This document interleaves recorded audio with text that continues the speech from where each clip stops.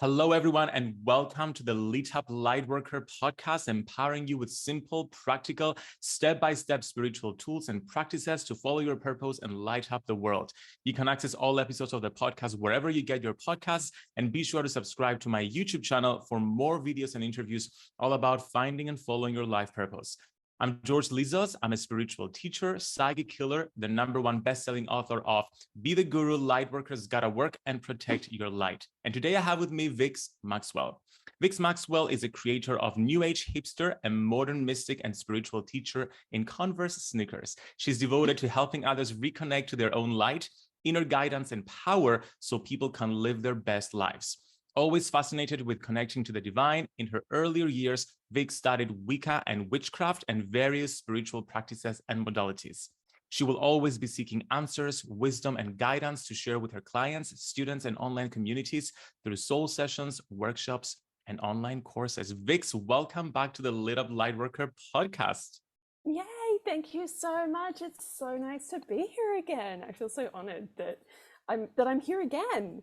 Yes, this is episode 3 together. You were in the first ever episode of the podcast where we chatted about Christian witchcraft.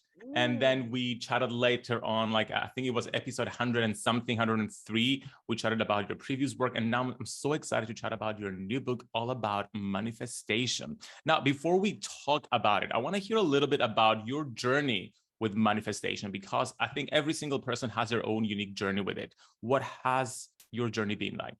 So my journey has kind of been really, it's kind of gone in a lot of different directions, and I've tried a lot of different things.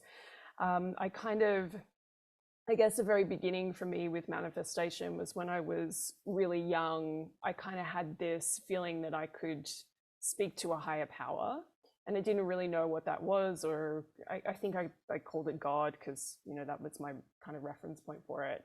And I remember like asking for things that I wanted, just being like, oh God, can you do this? Can you do that? Or whatever.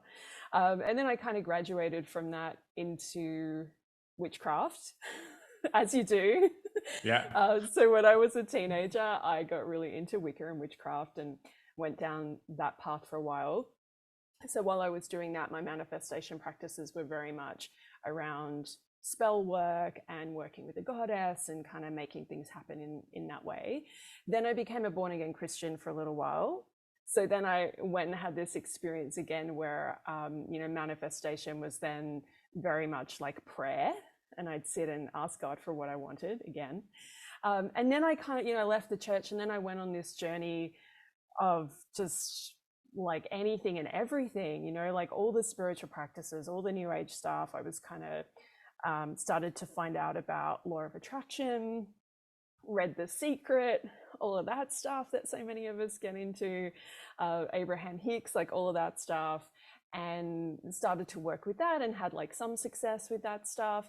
And then over the years, I've kind of dabbled with so many different types of practices that I've kind of come to this place of like, I have my own kind of thoughts on manifestation, and I know what works for me and what works for, my clients and students, people that I work with as well. And it's kind of, nowadays, it's kind of like a combination of witchcraft, a little bit of prayer, working with Jesus, a bit of Kundalini yoga practices, like chakra work, like it's kind of a bit of everything and everything these days. So yeah, I've definitely been on the journey with manifestation, and I've tried a lot of different things.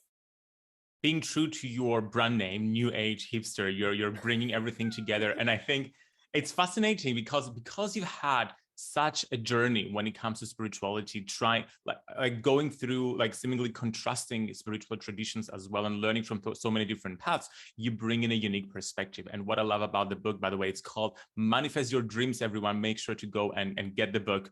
You talk about some harder thing and complex things for people to understand when it comes to manifestation that so many books on manifestation are not talking about. And that's what I love about your work and this book as well. So let's talk a little bit about, you talk about privilege, you talk about capitalism and consumerism. Why do you think it's important for us to start thinking about these topics when it comes to manifestation, and what role do they play? I love this question. So I know for me and for a lot of people who get on the journey of, I want to manifest stuff, it becomes very much about manifesting stuff. Yes. Like we want more money, we want a bigger house, we want a new pair of shoes, all of this stuff that tends to be very materialistic. And there's nothing wrong with that, right? Like we need that stuff to be able to live our purpose and live our best and highest life. Like that's really an important part of the path. But I know for myself, like there was a few times where I got so caught up in the idea of manifestation being connected with the material world that it became kind of like a bit of an ego trip for me. I was very much like, oh, I manifested this t-shirt and I manifested this pair of shoes and I manifested like $20 today, like whatever it was that I was kind of, focusing on. And then I got to this realization that this isn't making me happy. And I think a lot of people kind of get to that point. We get really excited about manifestation at the beginning because it's like, oh, if you think about that pair of shoes, you'll find that pair of shoes, right? You'll find that pair of shoes in your size, and stuff starts to happen, and you do start to manifest things in that way, and it's like really exciting. But then you get the pair of shoes home, and your life is still the same. Like Yes. It hasn't changed your life, hasn't made you any happier. Sometimes I manifested really cool stuff, like clothes, shoes, whatever, put it in the closet and forget all about it 2 days later, and it's like, how is this actually helping my life? Like, how is this helping me to really, live my best and highest life? So, I kind of then went on this journey of like, well, what if I use these practices to actually create a life that is in alignment with my best and highest good, where I can live my purpose and not only feel good about myself and have all the things that I need in the world, but I can use these practices to become a more effective person so that I can serve and support and change the world and help other people and, use this magical power that I've found to make a positive difference in the world and not just collect a whole bunch of stuff that I don't need. So that's why we called it manifest your dreams. It's not manifest a new pair of shoes. Actually live the life that you're here to live. Exactly. There is a deepening around manifestation that I see lately, thankfully, and especially with your book as well, where it's not just about manifesting the stuff and just like manifesting on a 3D level and just taking it on a higher level and connecting to your purpose and ensuring that whatever's coming into your life, whatever desires we're focusing on, are in alignment with our highest purpose, with our dreams, and also with our collective purpose of creating like a better world. So I think it's an uplifting way to manifest. Now, how about privilege? Because there's so much talk about whether manifestation is only privilege, essentially. Where do you stand on this? I know it's a complex topic. We can't answer it we need multiple episodes to delve into that. But what is the gist of it from your perspective? Yeah, so I think, there's no real kind of clear answer to this around, like, I love the quote that was doing the rounds a while ago that was, did you manifest it or is it just privilege? And I reshared that on my Instagram like years ago, and so many people really resonated with it, and a lot of people got really upset. Got triggered. got really upset about it, and it really like, they were just like, what, and it's like, oh, okay, this is interesting. So how I talk about it in the book is I kind of just give people an opportunity to think about it. And it's more, instead of saying, oh, you're really privileged and you should, whatever, it's like, let's just talk about privilege and let's think about it from, the perspective of wherever you're at in life right now.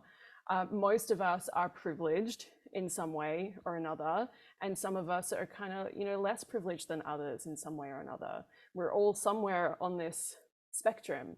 And what I find that we can do is we can kind of go into this place of looking at people that have more than us and feeling really you know, like, we don't like those people, we don't like those people, like, you know, oh, they've got more than me, or, you know, whatever, they don't deserve it, like, I deserve it. And then we can look at people who have less than us, and then we can get into like guilt and shame around that. And that can also stop us from manifesting, because it's like, well, if, you know, why should I get to manifest the life of my dreams when other people don't? So I really just wanted to kind of open up the conversation for people to just kind of sit with that and think, you know, well, what are my personal thoughts? You know, what are your personal thoughts on privilege, and how do you feel that plays a role in your manifestation? Because I think that what we see a lot online, which I struggle with a bit, is you see somebody who's just an example, you know, someone who comes from a very, very wealthy family, and they're like, oh, I manifested this, like, you know, I manifested this thing or this new house. I saw one the other day that was someone manifested an apartment in London, and it turned out it was like their dad's apartment that was just, it was like in another city or something. It was like, okay, like, maybe there was an element of manifestation there because you needed it at that time, and your dad went away and it opened up that space, so there was some kind of, you know, cool cosmic alignment there. But to kind of post on socials and say, I manifested this, you know, through just positive thinking, I think that really does a disservice to you know, everyone else who's trying to figure out how to do it. I agree. I personally see, I mean, I haven't thought about it deeply yet, but as I'm thinking about it right now, I see like privilege as one of the many factors that come into manifestation, because we have the law of attraction that, of course, everybody knows about. But as we're going to talk in a little bit, it's not just the law of attraction. There are many other laws in the universe. There are many factors that are unknown factors, like soul contracts that we made before we were even born, that all play a factor into what it is we manifest. And I personally see privilege as one of those factors. Some people are born on different levels of privilege, and that plays a role into the whole manifestation thing as well. So talking about those myths about the law of attraction and manifestation, for example, the law of attraction is the most powerful law in the universe. That's personally like a myth for me, but I want to hear your perspective. What is a myth? What are the myths about manifestation that you're dispelling in the book? There's so many. I think one of the biggest myths for me, you know, something that I tried a lot, was this idea of, if you just think about it, it will happen. And like everything, you better watch your thoughts, because everything that you think is going to manifest. And, you know, I haven't had a lot of luck with that. There's been a couple of times when I've thought about something and it's kind of crossed my mind, and I've thought, oh, that would be cool. And then and then it happened, and that was like, wow, okay, that was cool. But generally there's more to it than that. And I think a lot of people get a little bit fearful too, of like, oh, well, if I'm thinking negative thoughts, I'm going to manifest them, right? If I'm thinking, oh, I'm never going to have any money, then I'm manifesting that. And of course, there's a lot of work we can do around limiting beliefs, and we can start to shift and change all of that. But like every little tiny, you know, moment of insecurity or negative thought that you have isn't going to manifest.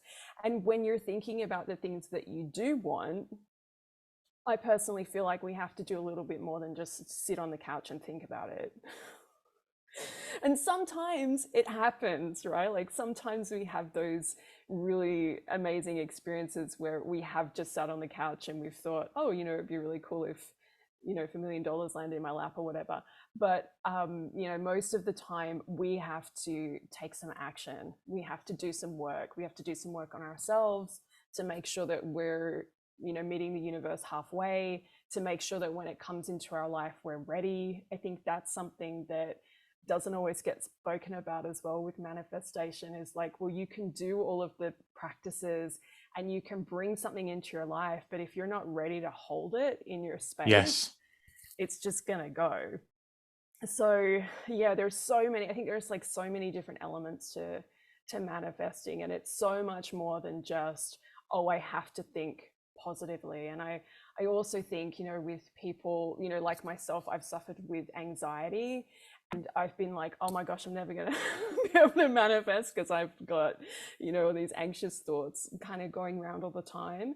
But I found so many ways to kind of bypass that and be like, okay, maybe I've got some anxiety about this, but that doesn't mean that I can't, still take some action, or that I can't call on my guides and my angels and divine assistance to support me and help me to, manifest the things that I really want from my life. So yeah, I think that's one of the biggest myths, at least in my experience and the experience of most people I know. It's manifesting is so much more than just think happy thoughts and think about what you want and you'll get it. Yeah, I'm so passionate about this, because the reason I wrote my second book, Lightworkers Gotta Work, is because I saw so many people just sitting on meditation pillows, raising their vibration, like, oh, I'm just manifesting right now and I'm raising the vibration of the world. And I'm like, no, you aren't. You're raising the vibration of your room. And yes, you're contributing, which is great. You're contributing towards manifesting something, but if you don't get out there to, as you said, meet the universe halfway, nothing is manifesting into your life. We gotta be light workers, not light chillers. Essentially. Yes. Let's talk about trauma. Since we're talking about manifestation, because it's not something you would expect to hear in a podcast about manifestation and law of attraction and being positive all the time, which is this toxic positivity that's going on around the law of attraction and manifestation spheres. So trauma is part of our lives, whether it's PTSD, whether it's something subtle, whether it's just anxiety. We all go through traumatic experiences. Many people, sadly, we go through attachment traumas, developmental trauma in our childhood, and therefore we come with baggage. We also know about past life trauma that we just bring on into from past lives. So how do we use trauma in a conscious way to manifest? Because I feel that, yes, we can victimize ourselves and say, you know what, I'm traumatized, I have this thing going on, and accept it as it is. But I feel also there are ways that we can transmute that and then move it towards manifestation. So my biggest piece of advice with this is, if you're dealing with trauma, to get some therapy and get some professional support alongside doing all the spiritual woo-woo manifestation stuff. That would be my first suggestion. But if you're dealing with trauma that's, trauma with a little t, as they call it, that's just kind of the trauma that everybody's dealing with all the time, the trauma of the human experience. I think what can be really powerful is just to kind of notice like what that is for you, and to notice how your trauma is manifesting in your life and how it's affecting you. And I know, like, for me and other people I've spoken to, one of the things that trauma often does to us is it lowers our self-esteem, and it puts us into a place where we do a lot of things to keep ourselves safe. We don't believe that we're worthy. There's all these kinds of things that can kind of come up around that.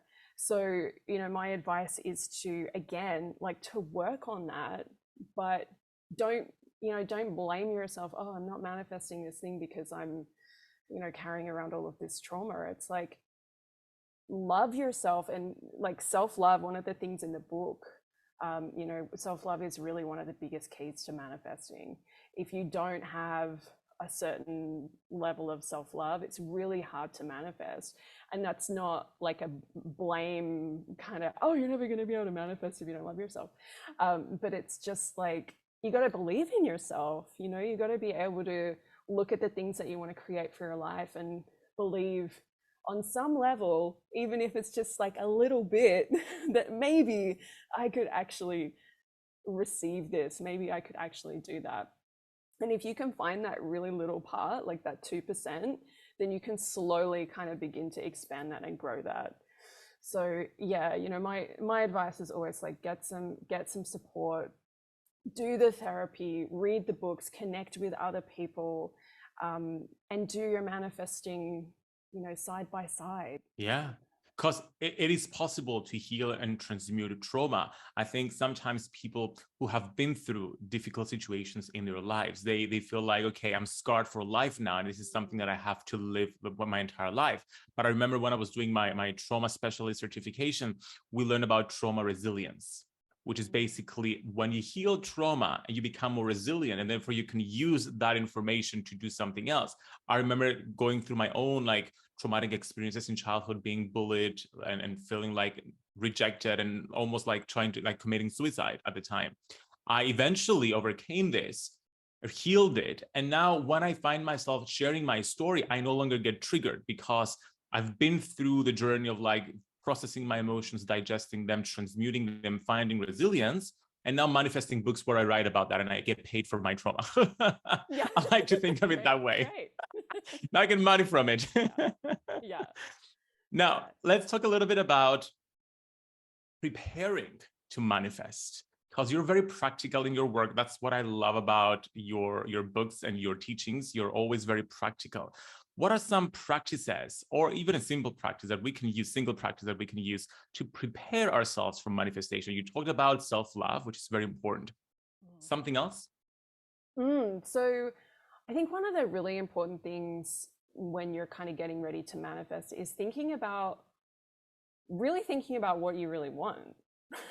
Like, I know that sounds really kind of a bit lame, like, well, yeah, of course I know what I want, but so many people don't know what they want. Many people don't know what they want, or we think we know what we want. And so there's a really big section in the book that's really like all about unpacking, unpicking, and figuring out, what do you really want? And, you know, one of those practices is to think about what you want and then to ask yourself, why do you want it? So you might say, well, I want $1 million.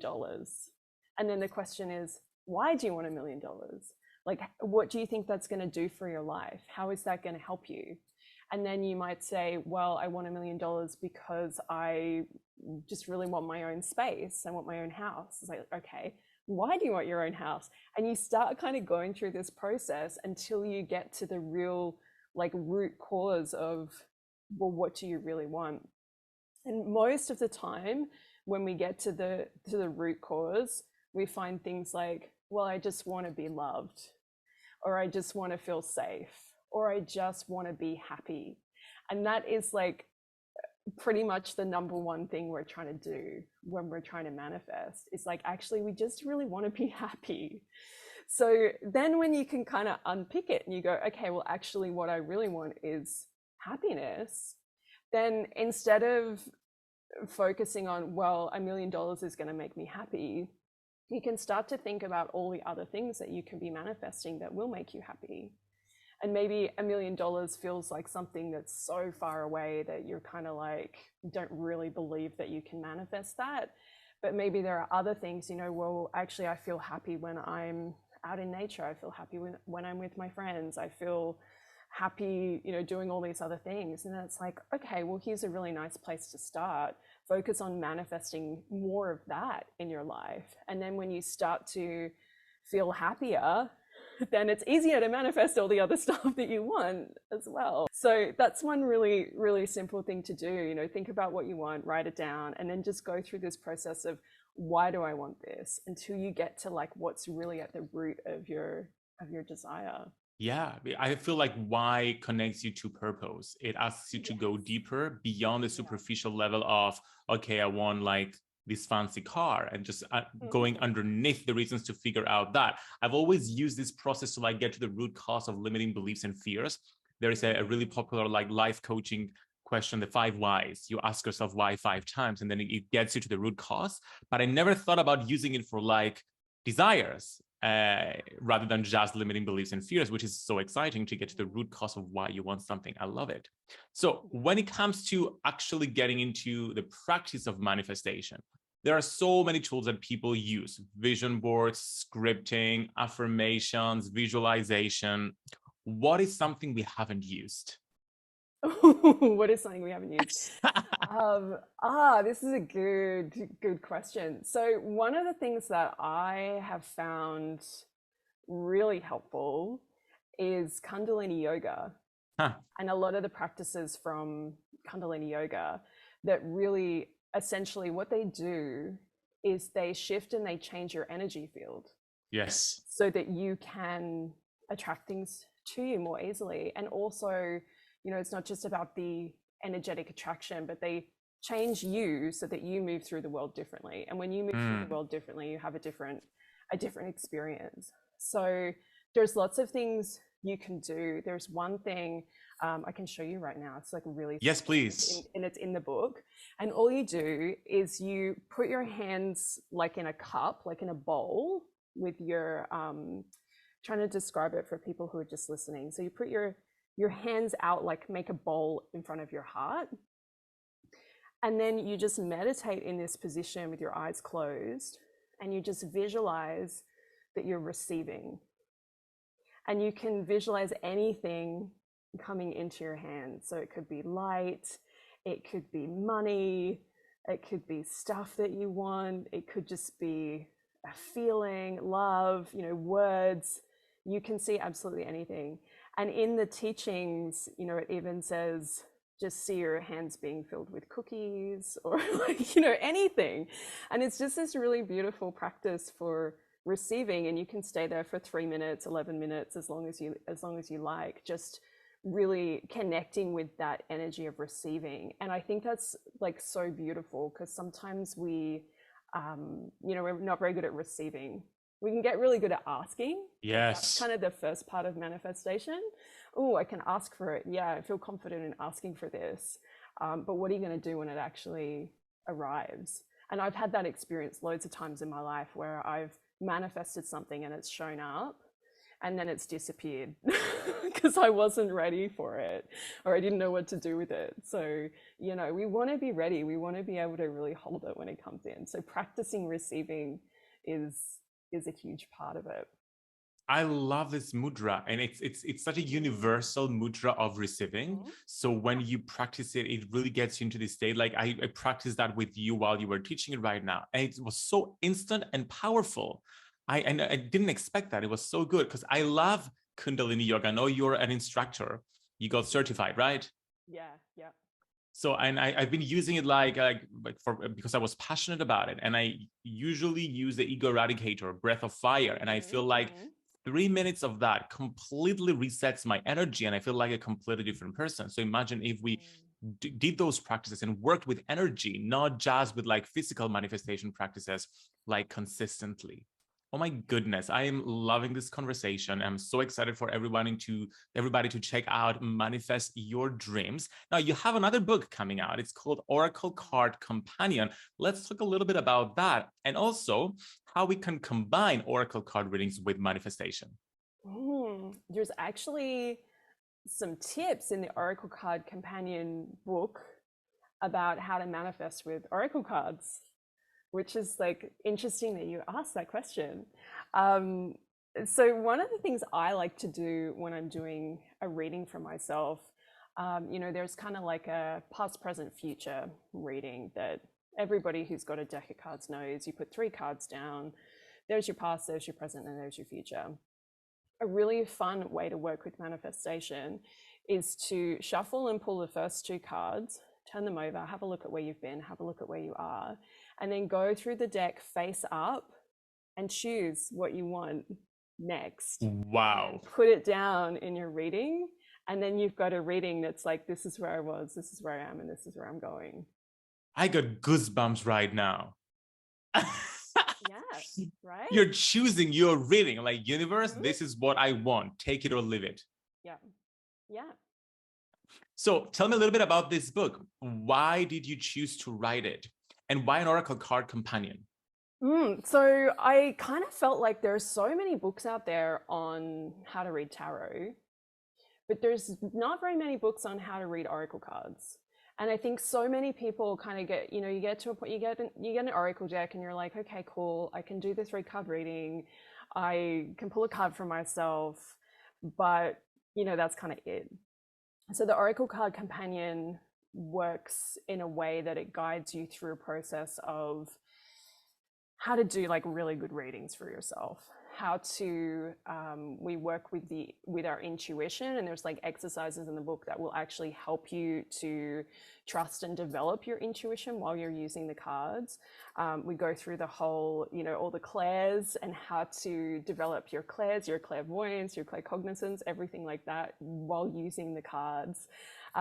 There's stuff in here about how to do energy healing with cards. Wow. Manifesting with cards, doing spell work with cards, and there's loads of spreads and fun things in there as well.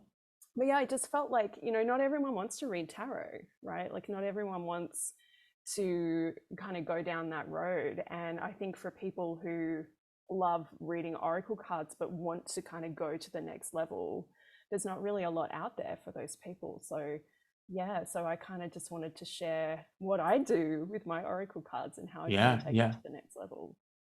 You're so right. There isn't so much content out there about how to use oracle decks because there are so many different ones. And what it sounds like is that this book applies to all types of oracle cards. And I suppose you could use them for tarot as well, right? Yes, you can. Yeah. Okay. So the way that I wrote it was, you can use any deck. So we talk about looking at the colors and the symbolism and kind of how to decode any oracle card. But there's, pretty much everything in the book you can also use with your tarot cards as well if you want to do it that way. I love it. And I'm so excited for everybody to check out both books, Oracle Card Companion and Manifest Your Dreams by Victoria Maxwell, also known as Vix. I can't really call you Victoria because I'm so used to calling you Vix. Yeah, it's weird. I love both. It's weird for people. Yeah. Well, Vix, thank you so much for coming back to the podcast. It's always a pleasure having you here and chatting with you. And I'm so excited for everybody to check out the books. Can you please let everyone know where they can get in touch with you, follow you on Instagram, and also get the books from? Yeah, so the best place to find me and everything I do is my website, which is newagehipster.co. And you can also find me really easily by just Googling New Age Hipster. My Instagram is newagehipster333, and I'm newagehipster333 on all social platforms as well. The best way to find the books is probably through Amazon in your country, but I also have all of the links for Amazon US, UK, Australia, Canada, a couple of other ones over on my website as well. So that can take you straight there. And all the links will be available in the show notes below. Thank you so much, Vix. Thank you. Thanks so much.